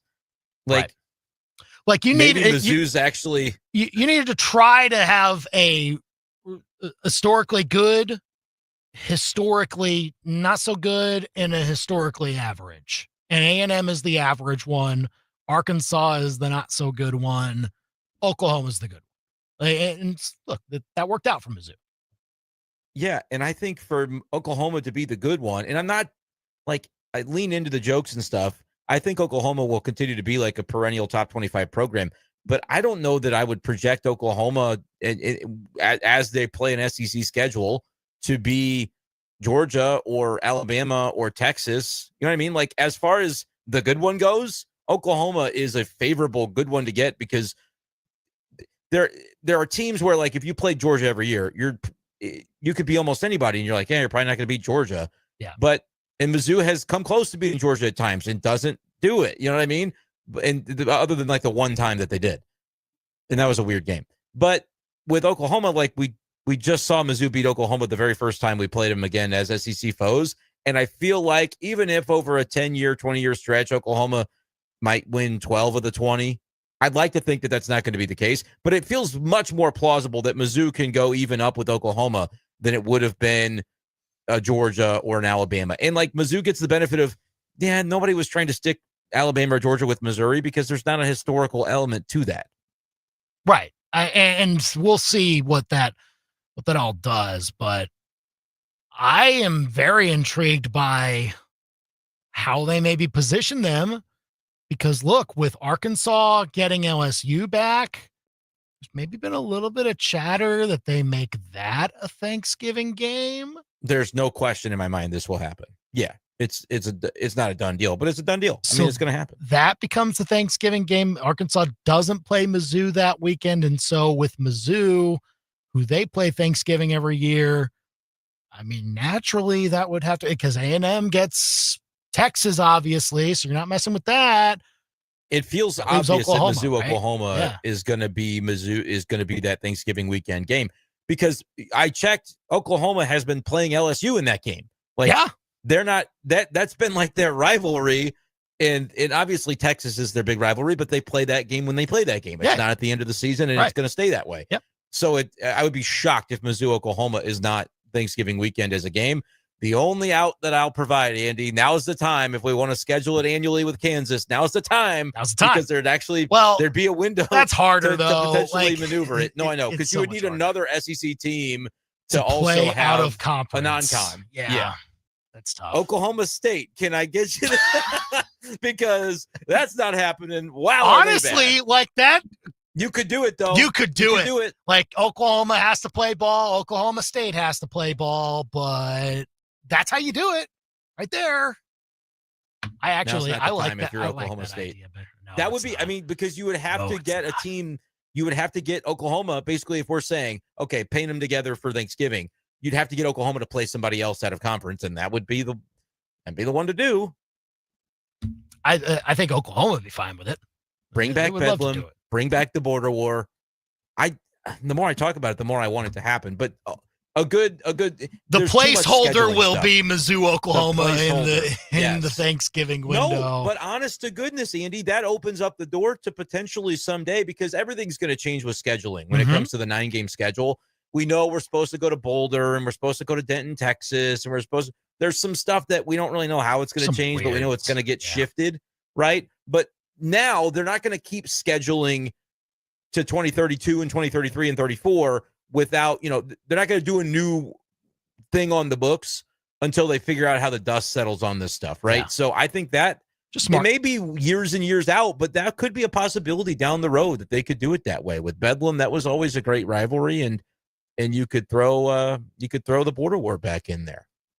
That seems like a no-brainer, but again, things have to be worked out, and I just wish that in college football they would find ways to do this a little more quickly, but everyone's got to have their processes, I suppose. 875-KTGR if you want to call or text us. Notably, the ACC is going to 9 games now. Like that was expected after the SEC did it, and so everyone's going to have it. Makes their strength of schedule go down, though.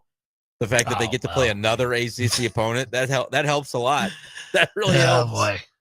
Get those 11 wins. Okay. I mean, it'll at least be aligned to the point where all those conferences can have their schedules set in stone from that perspective, from that model. And then you can have the cross conference rivalries still work out. The only thing that throws a wrench into that, though, is like, okay, what if the SEC and the Big Ten decide, yeah, we're going to have an annual challenge every year, and that strengthens everybody's schedule, obviously, kind of cuts the ACC and the Big 12 out. I wouldn't want to see it. It's not to say that games wouldn't be good, but I just know where that heads down the line, and I just wouldn't want to see that. That's all I'll say. I agree. I want everything to kind of stay together, and so having that symmetry definitely does make sense. Ultimately, we knew we'd get Oklahoma. We knew we'd get Arkansas. The A&M thing is what it is. They feel the same way about it, but I think anybody that would have gotten A&M would have felt the same way about Texas A&M. You're just kind of out there on a farm hanging out. It is what it is. Yeah, sorry, Mike Elko. And they've got like, I just don't know. And like he said what he said, and at first I was offended, and then I was like, actually, no, I'm not. He's right. Why did they put these two together? But that's just, it tells you where, the new kids kind of have to, we're still kind of the new kids. Both A&M and Mizzou came in at the same time, and these guys, old habits die hard, and so they weren't going to give us any special consideration of, yeah, those two came from the same place, but there weren't really rivals there. There wasn't really that history. They didn't care. They shoved us together. And you know what? You mentioned competitive balance. That's why that's half of why they look at it every 4 years. The other half is, I think, to shuffle the deck on your other 6 opponents so that you don't play. If it's a Florida year, it's also a Georgia year. Mm-hmm. No, it's gonna that can change every 4 years too. Yeah, so that'll be more malleable for sure. The annuals could change. We'll see how they decide to do it, if in fact it allows for it. But call or text us, Mizzou fans. A&M, Arkansas, and OU are the 3 annual opponents for Mizzou over the next 4 seasons. You can let us know your thoughts on our YouTube channel as well at KTGR Sports. We're live now there. And call or text us at 875-KTGR. James texted in on the game that Mizzou just played against South Carolina. Said Carolina played more like the number 11 team that they were 2 weeks ago in that. I would tend to agree.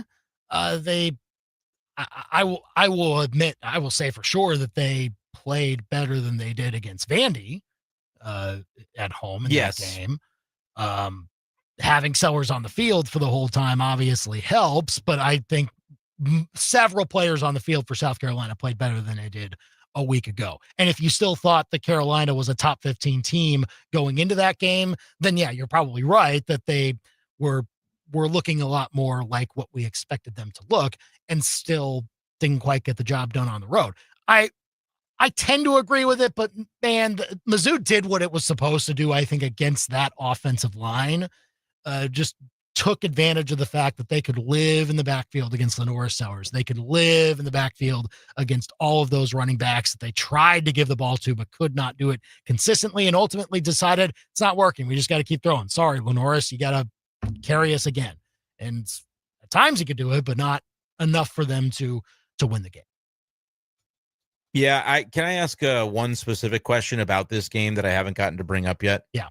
The question is simple. It's this: 3rd and 37 ? I know we talked a little bit about the secondary, but 3rd and 37. Yeah, and they let that up was like one of the a lowest 33-yard gain to make at least it.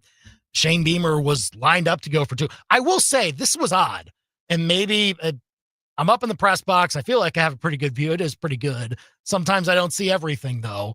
I could have sworn that they spotted the ball as it was going to be 4th and 2. And then after the timeout that Drink took, they spotted it back to where I thought it originally should have been, 2 yards back to make it a 4th and 4. And then South Carolina's kicking. Like, I do think, obviously, Drinkwitz's timeout saved them potentially 4 points there. I wanted them to kick. I was praying that they would kick, because I think it's a much more comfortable scenario if they do. Right. So from the other side, I'm facing the press box. The far side for me, which would have been near side for you, looked like it was 4th and 4 the whole time. So I don't know if maybe it was one side of the field, or you're saying the ball was. I wasn't really looking where the ball was. I guess I was looking at the chains and kind of eyeballing it out, but it was where a weird officials situation. were and everything like that, and where the stripe was on, which obviously is not the official thing, it's the chains. But it was just odd to me. There were a few odd things about spots in that game that I wasn't too happy There was with, a lot of every Mizzou game is bizarre. Every Mizzou game, there's something weird, and that's what we got. We got a weird game, but largely, I mean, a lot of really good things happened, and we found out, the identity of the team, I think, was the biggest takeaway of like, we know they run the ball really well. We know they stuff the run. To do it against a conference opponent in a game like that, that was really, I mean, they can really sell out on that identity. Yeah. And Andy, the way that there were mistakes made for sure. One that I'll point to, 3:53 to go in the first half. I loathed it. I couldn't stand that they put the ball in the air after the way Mizzou had been running the ball. It was to start the drive after they forced a punt and they got the ball across midfield, 3:53 on the clock. That's a 4-minute drill, in my opinion. You run the ball, you don't let South Carolina touch it again, and then Mizzou gets the ball back to start the second half. It's where Pabula made probably his only mistake, throwing it into double coverage. I think he was trying to force the issue. Okay. Yeah, and look, that was a huge point where South Carolina could have turned that into their big turning point of the game.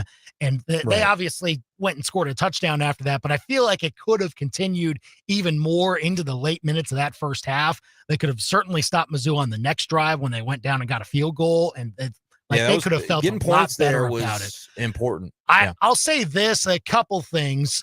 First off,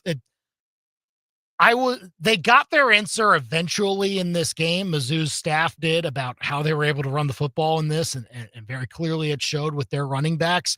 I do wonder if there was a feeling out period of, look, we don't have Caden Green in. There's still the right guard spot is still a rotation of guys that don't have a ton of SEC experience. Is this offensive line able to hold up enough for how much we really want to run the football? I think there was still that maybe trepidation about. I'm not saying that that's clearly the case, but with the amount of times that they were running, like they broke off a few explosive runs, but then there were a lot of runs in the first half that only went for 3 or 4 and weren't necessarily all that explosive. And so I wonder if there was a little bit of that. But obviously, once the second half started and they started to break off a few more of those, well, then, yeah, we're going to keep going back to that. And I think they now have their answer, that they have the dudes that can step up in competition through the first 3 non-conference games, face an SEC opponent, face Dylan Stewart, face Brian Thomas on the other side, and be fine. But again, heading into the game, you don't have as much information about that. And so I wonder if that was the case.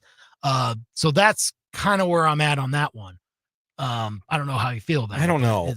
No, I mean, with the 3, we got 4. That's a 4-minute drill. Like, the defense had gotten you off the field with some really great plays. It felt like that was one of the ones where they kept pushing them back, and it was like they're almost on the shadow of their goal line on a third and whatever, and they took a chunk of yardage just to kind of get out of the shadow. It felt like we had already seen a little bit of the offense to know they were going to be able to run the ball. But honestly, the reason I think they went the other way on that is they thought they had a shot play that could just absolutely turn the tide of the game for good. And so they took a deep shot from the 45-yard going in. It was just defended well, and it was Bo forced it, and I think he's going to learn from that. And so, like, we were debating it up in the peanut gallery, going, well, would you take a shot here, or do you want to run it? And I just felt like they had played such a good half that ball control, and even if you kick a field goal, they could have done 4-minute drill and taken 3 points, and they would have been up. I don't know what the score would have been, but it ended up being that Carolina goes down and scores. And so it was like, they had control and kind of had the ability to assert their will, sort of like they did in the second half. And maybe they just didn't trust the degree to which they would have been able to do that.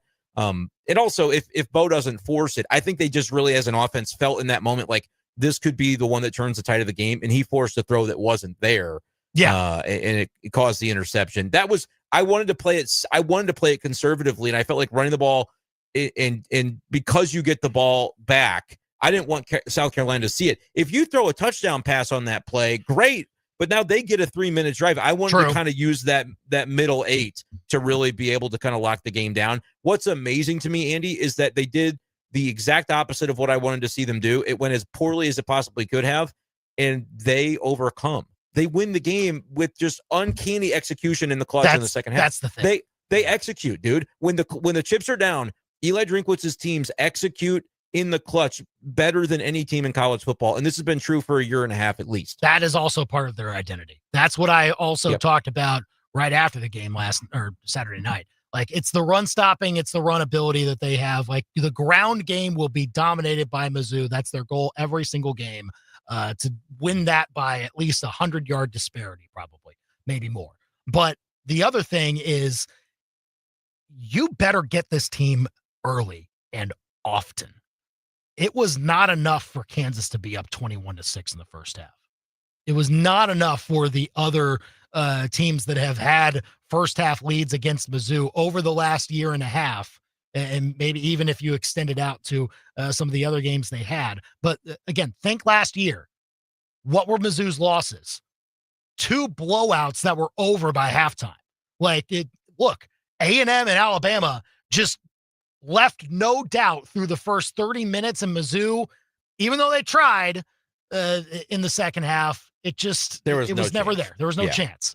The only other loss that they had was that South Carolina game. And look, like, that also kind of happens every so often. When you have big play potential like Lenore Sellers has, even then Mizzou seemed to have it in hand with the way that they executed down the stretch. South Carolina, through the most part of that game, well, they left themselves susceptible to losing down the stretch themselves.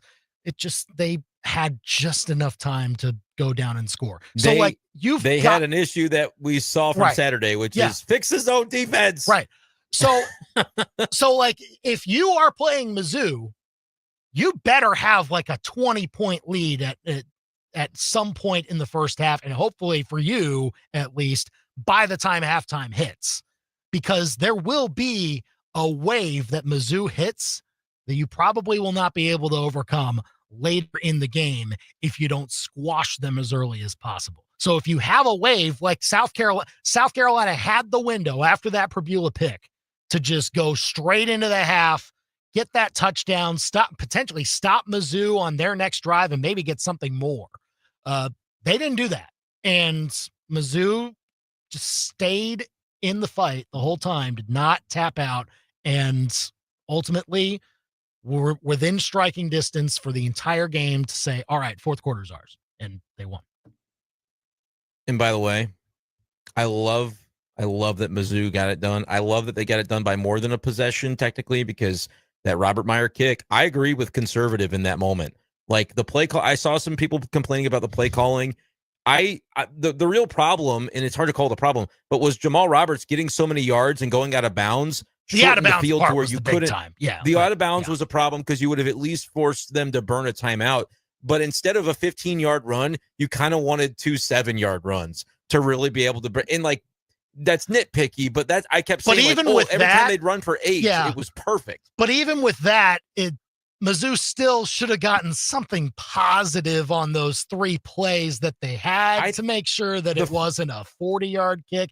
32-33, that's cool, but I actually don't agree. I think the first play, they ran the ball and like they got stuffed, I guess, if I'm remembering this correctly. Yeah. So now it's okay, 2nd and 10. Right. And then whatever they ran wasn't designed. Like, Bo Prebula ended up keeping the ball. Right. I think that was just a busted play. They weren't trying to have it look like that. Once that happened, though, I agreed with not putting the ball in the air. And if you watch the replay, if Tollison can just hold his block because they pull him to the left side to try to spring Coleman, that's honestly, the game. I mean, I kind of put it a little more on Coleman for following the block that he had to the inside. Instead, Coleman went out. And so but yeah, you're right. Execution there, if it was a little bit better, you did not need you did not need a first down on that play. You just needed something positive to make it less than 40 yards for Meyer. Yeah. Like, I love the play call. I wanted to credit Kirby with the play call to give it to give to Coleman, because it's very safe. You have a veteran player with his ball, the ball's in his hands. You're not going to stop the clock. They'll have to use their timeout. You have a veteran player that's not going to go out of bounds. Like, it was a very well-timed play. It just didn't get them the yards they were looking for. But let me ask you and be honest. Were you, when Robert Meyer trotted out there to make that 40-yarder, I was a little nervous. What did you think was coming? I was a little nervous. I was so eerily confident. I'm like, you have to give the kid the chance. If you try to play that drive any differently, but I mean, if you try to sell out for the first down because you're worried about the kid being able to make a chip shot, then it's the confidence for Robert Meyer in how they handled it and said, no, we're going to conservatively keep the ball on the ground so that our kicker makes the kick and we win the game. Like the handling of that speaks to a kicker is the only thing I would say as far as like why that was really, really good. No, I'm not saying it was the wrong call. Like you had to kick it no matter what happened on those 3 downs, wherever you were on the field. Like that was going to have to be your next play, wherever it came from. But I was questioning whether or not he was going to be able to make it, because I hadn't seen him make a 40-yard field goal yet in a game. Sorry. I was shouting it. I was like, this will be a made field goal to anybody within earshot. People probably were annoyed with me, but I was so convinced.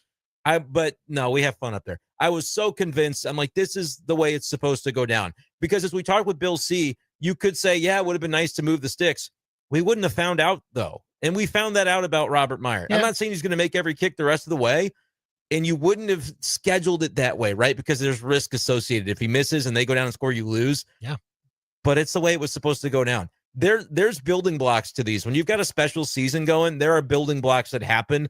That was a significant building block of Mizzou's season, because there will come a time where it's not a 40-yarder that they need from him, and he's going to make that one too. I don't care what the distance is. There's going to come another time where it's not to get a 9-point lead. It's to tie the game down 3 or to win the game as it's tied or down 2. Yeah. And that kick had to happen on Saturday for Robert Meyer to be able to do what he will do the next time. It was a very special game. And by the way, they didn't cover the spread, which was first awesome time in for 6 me. years. I know, but I spent the whole week talking about the point spread being overly inflated. They outplayed them by 16 or 23 points. They won by 9, and so the picks of the week just keep on rolling in my direction, baby. What can I say? 3-2 for Brendan, 2-3 for me, 1-4 for the producers. Ouch. Tough week for producers. Yeah, man. Don't know Get what Billy happened back there. in here and make him explain. Yeah, exactly. 875 KTGR. Give us a call or a text here. Your thoughts on the Mizzou win over South Carolina. The 3 annual opponents revealed today. It's OU, Arkansas, and Texas A&M that Mizzou will play each of the next 4 seasons on their football schedule. But up next, we're talking Chiefs. Got it done. Did it instill much confidence for the Chiefs to try and save their season? We'll get to that next. Breaking down the Tigers, Cardinals, Chiefs, and more like no one else. The Big Show continues next on KTGR. Hi, everyone. Andy Humphrey here for Lee's Tire Company. They're my car people. I'm proud to say it. And if you go to Lee's Tire Company, you'll be proud to say it too, because whenever I bring my car into Lee's Tire Company, I know that I'm getting an honest assessment of what my car needs. If I need new tires, I know they've got an incredible selection to choose from, and they run specials every single month to put money back in your pocket if you need those new tires. And also, they've been family owned and operated in mid-Missouri for decades, and they treat their customers the same way they treat their family. So if you haven't experienced the Lee's Tire Company difference yet, go and check them out at leestirecompany.com. If you need new tires, you can browse through their extensive catalog, see which ones you need for your vehicle, and then go check out one of their 3 locations. They're on the Business Loop in Columbia, they're at University Garage right by the MU campus, and they have a location in Centralia that you can check out. Lee's Tire Company, they are the place to go for tires in mid-Missouri. Go check them out at leestirecompany.com, because if it's round and rubber, Lee's sells it. leestirecompany.com. Fall savings are in full swing at Buckeye. We've got unbeatable prices on everything farm, ranch, auto, home, and pet. Plus all the gear you need to make the most out of the season. From tools and feed to tailgate essentials and new clothing arrivals, it's all here and on sale. Plus, when you join the free Buckeye Buyers Club, you'll get even more discounts on every purchase, now through the end of the year. Don't miss out on the big savings all season long at Buckeye, your farm, ranch, auto, home, pet, and fall savings destination. Hello there. This is Quentin with JQ's On High in Jefferson City. We are looking for skilled and passionate hospitality team members who can bring both front of house charm and back of house know-how to our unique food service operation. We offer competitive pay plus tips, a fun work environment, and we welcome your creative input on our made from scratch menu. If you are dependable, love great food and great people, apply in person today at JQ's On High and be a part of something special here in Central Missouri. We're moving faster and faster these days with limited time to make an impact on potential customers. Hi, this is Jimmy at Pro Designs. For nearly 2 decades, we've worked with companies to build strong brands. At Pro Designs, our team can create a vehicle wrap to drive market share, growth, and profits. Connect with your customers on the go, on the road, and on the job site. Visit us on the web at PRODEZIGNS.com. Come see them at their locations in Eldon or Columbia off Rangeline Street and I-70. Pro Designs, but better than a billboard. You've already met a few members of the Family Pawn family. Now it's time to meet the newest one. Family Pawn's South Columbia location is just off South Providence. And just like every Family Pawn, it's got a personality all its own. Different jewelry, different tools, different gadgets and gear. That's the beauty of the family. No two stores are exactly alike. So after you stop by your favorite, swing by South Columbia. It's your newest Family Pawn store to explore. Not your traditional pawn shop. Family Pawn. Let's talk numbers, because if you're a fan of stats, you'll want to hear this. Flight by Yuengling has just 2.6 carbs and 95 calories. It's light beer that actually brings some game day flavor. Whether you're at the tailgate or watching from the couch, Flight delivers that crisp, refreshing taste without the extra baggage. Brewed by the oldest brewery in America, so you know it's legit. Flight by Yuengling, the next generation of light beer. DG Yuengling & Son, Pottsville, Pennsylvania. Your daily fix of local sports lives here. This is The Big Show on KTGR. I just watched the video that Auburn put out of the Bruce Pearl, not his full announcement, but it was like Bruce Pearl essentially handing off to Stephen Pearl. And like, look, it starts out well. His whole family's there and like, beautiful family, everything like that. That's not the part. But then afterwards, like everybody goes out of the shot and Bruce Pearl like straightens up some things on the desk. He picks up a basketball. He then tosses it over to his son that comes back into the shot. And then his son sits down in the chair and Bruce is still in the shot and he puts his hand on Steven's shoulder. And it's just like, a little too on the nose. Yeah. Like they've got the Auburn program wrapped around the Pearl family's finger. Maybe the kid can coach, but he's, 37 years old or whatever he is. He has been coaching basketball for 8 years. And it's only been with his dad. It's it. Yeah. That's all the coaching experience he's got. This is as big of a job as, what are we doing? If you're man. Auburn, dude, like if you're Bruce Pearl, you do this 10 times out of 10. If you don't care about people and you only care about your family, totally cool. You got your son a gig and he's getting paid a bunch of money. He's got a 5-year. That's job security, baby. Your players, do you not even care how your players feel about that? Maybe there's something that'll come out and they'll say, no, this was known by the players, but I can't wait to hear from a player and see how honest they'll be versus, you don't want to probably make waves. But they won't talk about that's it. one of those. Yeah. No, but like in 5 years, will there be one that does a podcast? You know what I mean?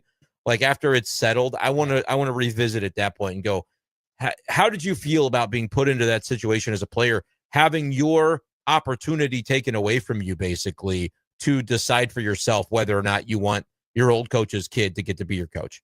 That's just tough. We'll see how that goes. But I think either way, Mizzou's game against Auburn is a little bit easier now because, look, Bruce Pearl's a very good coach. He's not coaching them anymore. So, yeah, it's a little bit better for Mizzou and everybody else in the SEC. 875-KTGR if you want to call or text us. Chiefs got it done. Season saved, right? All done. Yeah, we're good. They're good. Oh, no. Love it. No. Love it. No. Russell Wilson is a trash can. He's not. He's done. Jackson Dart will probably start next week. I think so. Is what I learned on Sunday sounding night. Like that. Dable today saying we're evaluating everything. Yeah, that's what it sounds like. So I think you're right on there. When it comes to the Chiefs, though, like and how they played in that game, the first half definitely not at all inspiring confidence because you're just down there getting field goals. You're not getting in the end zone yet. Second half, they started to look more like the offense that you remember a little bit, just without, the key players that they want to have in there just yet. And they they put the game away like that, and sure enough, got a win that they should have gotten. And look, they covered the spread, everything else. So, all right. Now what is the main question? Well, you count down the weeks until Rashee Rice comes back. You hope that Xavier Worthy is close to a return himself, because we kind of thought Friday that he was going to play. We were sort of expecting that he would make his return. It had been reported that he was expected to try to do so, and then it goes the other way. Hopefully, with it being that close, he can play. But again, Andy, I'm telling you, it's just one of those things that I'm not popping champagne when they announce he's active. I'm popping the champagne when I see him look like Xavier Worthy, and I don't know if that's going to happen. So you're going to get Rice back in, we're already halfway through, you know what I mean, the suspension. So it's going to come, and that he will gets help. to start practicing this week now. They let him do that, and so he's on track for it. But it's not just the receivers, though, man. I mean, they had Tyquan Thornton emerge. That guy, he might just be pretty good at football, because Pat was finding out, this game is not going well. I'm just going to keep chucking it down to him, and he's going to come out. He's going to come down with some of these balls, and he did, and he made some really fine catches. So that's at least something good that comes from it. But the run game is still. That had been the worst run defense in the league coming in, Andy. The Giants just couldn't stop anybody the first couple of weeks, and I didn't see enough juice from the run game that I wanted to see either. Didn't do it. They did it to a degree. Pacheco was 4.5 yards a carry. Hunt was 3.5. Rashard Smith got a couple, and give him more work. Give Some. Smith more work. I think, I think he deserves a little bit more. Bottom line, you hope for a little bit more. Hey, at least Mahomes wasn't the leading rusher, right?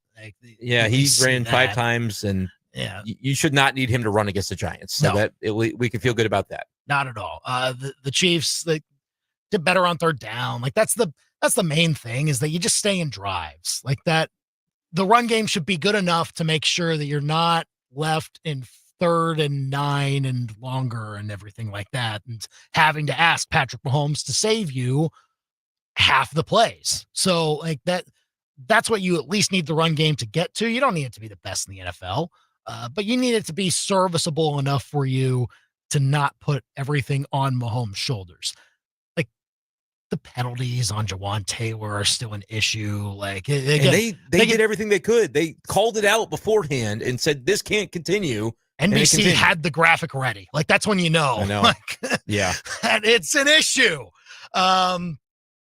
Kelsey looked okay again, and some other guys still trying to find their footing for the season. Not too many guys open still in that first half. I still find that to be a bit of a worry.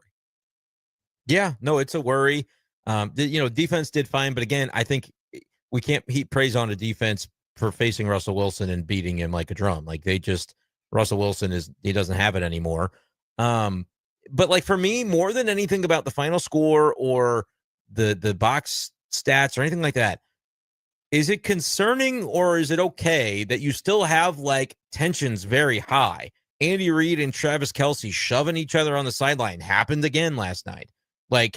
The optics of the Chiefs right now, every time they show Mahomes on the sideline, he looks like his dog died. I understand that that's sort of the air that you build up when you're in a dogfight with the frickin' Giants after winning all your Super Bowls. But I think it's reflective of where the Chiefs still feel they are right now. They are starting to feel the pressure of, man, this isn't going like we thought it would, which is maybe part of the rebound and the comeback, but I don't think you can deny it at this point that they're feeling that heat a little bit, even in a game where they win and cover last night. Yes and no. The body language shows it. We don't see a lot of that in games. You're right. But do you think that's the only time that Chiefs players have gotten their face over this dynastic run that they've had in practice and everything else? We see less than 1% of the Chiefs' activities every single week. That's true. But you think that's the only time that Andy Reid has gotten in somebody's face? Come on. No, but I think I don't think he's doing it in practice. I don't think he's doing. No, I think he is doing it in practice when he needs to. I don't know. Look, I don't think he hasn't done it in games before. Like games are when the cameras are on and you try to be more buttoned up, but practices are when you can get in guys' faces, when they are needing to be, put in their place or something like that, So like, I get it. Like, it's not a good look, and you never want the star player to be spouting off with the head coach, and it Not makes that for one in particular. unsettling headlines and everything like that. He's a big name now. Like, that matters. I think the beyond football stuff But he was a big matters name when it's Travis beforehand. Kelce. Like, I don't get what you mean now. But he wasn't doing Aaron Andrews pregame show one week and then another one the other week. Like, he's more out now in public facing than he was. If you were having a Chiefs game, you weren't doing the pregame sit down on Fox with Travis Kelce. You were doing it with Mahomes, or like, this is another level. And the things he says are right, is about, we all need to take more accountability, and it starts with me. But then every week it seems like you're shouting at somebody on the sideline. I just think that can bubble up and become something that may be more pervasive with the Chiefs if they don't turn it around soon, which maybe they will. Maybe last night was the beginning. I mean, you can get a win against the Ravens this weekend and have it turn around pretty quickly, I would think. You can, but I don't think you're gonna. I mean, I will be, unless the Ravens tonight show me something where I'm like, what's going on with that defense? Because their defense, I mean, they gave up 41 with that Josh Allen comeback in week 1. Then they played the Browns, so it doesn't really count, although tell that to the Packers. But no, tonight, Ravens-Lions, like, if the Ravens do what they're kind of supposed to do, they're favored by 5 or so, I'm going to be probably preaching the same thing I did Eagles week, is that the Chiefs are going to fall short and they're going to be a 1-3 team. I didn't see anything last night on Sunday Night Football to compel me otherwise. Call or text us 875-KTGR if you want to weigh in on how the Chiefs looked in their win against the Giants. Was that also Nolan Arenado's last home game yesterday? We'll discuss that next. Now, your local sports center update on your total sports station, KTGR. Good afternoon. I'm Andy Humphrey. This Sports Center update is with Lee's Tire Company. If it's round and rubber, Lee sells it. Lee'sTireCompany.com. Mizzou moved up 3 spots in the AP Top 25 to number 20 in the country after their win over South Carolina on Saturday. And 4 Mizzou players were given weekly awards by the SEC. Ahmad Hardy named SEC Offensive Player of the Week. Keegan Trost named the Offensive Lineman of the Week. Zion Young, the Defensive Lineman of the Week. And Robert Meyer, co-freshman of the week in the SEC. Tigers 4-0 overall. Their homecoming game is this Saturday, hosting UMass at 6:30. The SEC is planning to officially announce the full slate of opponents that will rotate over the next 4 years with the 9-game scheduling model, but multiple reports say that the annual opponents for the SEC, including Mizzou, in their case, it will be OU, Arkansas, and Texas A&M. Again, those annual opponents have already been reported through several outlets. Again, the full announcement is tomorrow by the SEC at 6 p.m. Your ABC 17 Storm Track forecast is with Advanced Tree Solutions. Give your trees the care they deserve with Advanced Tree Solutions, your tree's best friend. Advanced Tree Solutions, LLC.com. I'm ABC 17 Storm Track Chief Meteorologist Jessica Hafner. I'm tracking partly cloudy skies into this evening with fog developing, especially east of Highway 63. Morning low near 64. We'll see showers and storms moving in by mid to late morning, continuing into the afternoon and evening, keeping temperatures in the lower to mid 70s. Showers and storms continue again into Wednesday afternoon. That will keep temperatures in the lower 70s with rain totals around 1 inch to 1.5 inches. I'm ABC 17 Storm Track Chief Meteorologist Jessica Hafner, and that's your ABC 17 Storm Track forecast on your total sports station, KTGR. Join the biggest party of football season at KTGR's Tiger Tailgate. Download the KTGR app and find a full list of locations where you can pick up your free Tiger Tailgate passes. Then come party with free food and drinks 2.5 hours before each Mizzou kickoff in front of Mizzou Arena. It's our Tiger Tailgate with Dive Bar, Bud Light, High Noon, Sing Sang, Lucky One Lemonade, and Mid-Mo Water Solutions. Find out where you can pick up your free passes on the KTGR app. Hi, everyone. Andy Humphrey here for ProfitShares.com, a free, fun way to show all of your friends how much you know about ball. If you haven't signed up yet, you should. All season long, ProfitShares.com will hold weekly contests that you can enter into. And as you make your picks on every football game, either in pro or college that you want to pick, and the more you win, the more you climb up that leaderboard and the more online credits you can win that you can then redeem for gift cards to Amazon, Apple, Chipotle, Chick-fil-A, so many different places, or you can use them to make charitable donations to several different nonprofits. And again, you do not have to pay a thing. It is totally free to go and play at ProfitShares.com. So all football season long, enter into those contests, see how much your sports knowledge stacks up to everybody else, and get some big perks out of it. That's PROPHET, shares.com, ProfitShares.com.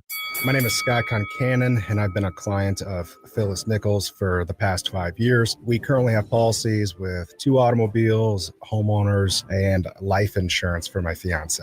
I think Phyllis is one of the few agents I've ever run into, even just my experience with other agents throughout Columbia. She will go above and beyond to not only help you out in your time of need, even if the smallest things happen, she will be there to help you out. Phyllis Nichols, she will go to bat for you. I think there's a reason why they call it the 12-round agent. Drove your new Defender, on 63. Got in a fender bender with an SUV. No need to shout, don't go crazy. Just get your phone out, call FPP. They do all the work with your insurance company. 1, call the number. 2, take it in. 3, get your car back like new again. Take it from me, they make it hassle-free. You can't go wrong with the easiest 3. Just a 1, 2, 3 with FPP. FPPBodyShop.com. Columbia just got armed. Minutemen Defense is your new destination for guns, ammo, and tactical gear that means business. From holsters and body armor to night vision and magazines, if you need it, they've got it. Plus, the cheapest ammo in town, guaranteed. Located right off I-70 and Rangeline for fast, easy access, locally owned, veteran approved, built for serious shooters. Minutemen Defense. Get there. Visit MinutemenDefenseLLC.com. Welcome to Macadoodles. Macadoodles does game day like nobody else. Whether you're tailgating or hosting a watch party, Macadoodles has you covered. With more than 3,200 wine labels, 1,500 spirits, and 600 craft and imported beers, and delivery right to your tailgate or doorstep, the days of making a beer run are over. Macadoodles delivers, providing unmatched selection at unbeatable prices. Drive through today or come inside and experience our world-class customer service. Who does game day like nobody else? Macadoodles does. Right there. That hole opens up, and he did not hesitate to hit it. Seriously. You don't have to live like this. Just trying to watch football and laugh at obviously hilarious things the broadcasters say. Your favorite team plays outside. You should be watching them outside on a Kretsch's deck. Yeah, he got penetration there, but he just couldn't finish it. Get a custom outdoor football watching oasis with Kretsch's Custom Exteriors. True beauty is on the outside. Kretsch'sCustomExteriors.com. The best local sports talk around on your ride home. You've got The Big Show on KTGR. Call or text us here at 875-KTGR with your thoughts on the Chiefs, Mizzou, the SEC annuals that were revealed today, and a lot more. 573-875-5847. Be sure to leave a comment on our YouTube channel as well. We didn't get to this. I hesitate to put things up from David H., but I guess. Oh, no, this is good. No, this is valid to put up. I know it's not Tuesday yet, but how about LB3 woke me up for my Sunday nap? That is very true, man. Well, kudos. We will be featuring Cowboys, Bears in the good, the bad, and the ugly tomorrow, and we'll decide how that game comes down. But I do know LB3 will be in I know what category he'll be in. Let's just say he had a very good game. It was awesome to see from one LB3 there. You, Brendan, were at Busch Stadium yesterday. I was, and I regretted it. It was sad. It was like, it was like going into the post-game clubhouse and hearing from Nolan Arenado. There's a finality to it this time. We kind of thought maybe last offseason he would be traded. We were pretty sure that he would be. Like, we don't have to revise history. We were pretty sure he would be traded. And they had a trade in place to your Astros, and Arenado, on the heels of the Kyle Tucker trade, wasn't sure if that was the move worth making. I think it probably would have been. But yesterday, man, he said all the right things and said no regrets about anything, about staying, about, he could have opted out at one point and he re-upped. Like he wanted to be a Cardinal and said there's no regrets about it, but he doesn't anticipate that he'll be back just based on the way things are going, and said, it's for the Cardinals to get back to where we want them to be. It's the young guys that have to take that next step. Like, he was pretty candid about where he feels things are. And it's just sad because I know in my heart that it's not just him that's going to go. If I had to guess today, Brendan Donovan will not be on this team next year. I am pretty confident that that is true. And I think that sucks. That's not the type of rebuild you need to do, St. Louis Cardinals, but it feels like what the tea leaves are telling me is going to be the case. I hope I am wrong about that. Dude deserves an extension. But if you're telling people, and Katie Wu had an article, over the weekend, late last week, kind of talking about looking like multi-year rebuild, they're finally kind of ready to embrace that or acknowledge that that's what they feel they need rather than avoiding the word like they had this entire season and last year. That probably means 2 to 3 years where they're accepting not spending big in free agency, not being at the top of the division. And when you do that, you cash in your players that are still valuable who are going to be free agents before the next time that you expect to be good. I wouldn't approach it that way, but I'm starting to believe and understand that the Cardinals are probably going to do that. It will look very odd for sure, but maybe I don't think Cardinals fans are right in saying that they actually want a rebuild, but it could be what it is. It depends on how many guys they trade away and how badly they ignore pitching. You still have to sign a couple of scrap heap starting pitchers or you can't get through a season. No. So that does. Hopefully they spend a little bit of money. Maybe it was a good decision from Nolan Arenado. Astros aren't making the playoffs anyway. So it's that. What? They're out. What's If the it started today, they would be out. But yeah. No kidding? Yeah, that's right. What's happened? I thought they were got swept by the Mariners shape. this week, and now the division's basically out the window, and so they don't have the tiebreaker with the Guardians. They needed Arenado. They did. I kind of did. Oh well. Brutal. There's always next year. And ironic. Thanks for joining us. Thanks to Bill Connelly of ESPN for coming on as well. The good, the bad, and the ugly from the NFL in week 3 is coming your way tomorrow. And also some thoughts from the injury expert Will Carroll on a lot of NFL injuries. Chiefs talk coming up next with the Chiefs Kingdom show at 6 o'clock and then Cardinals on at 7:50. He's Brendan. I'm Andy. We're done for now. From Branson Landing to the Capitol Dome, Union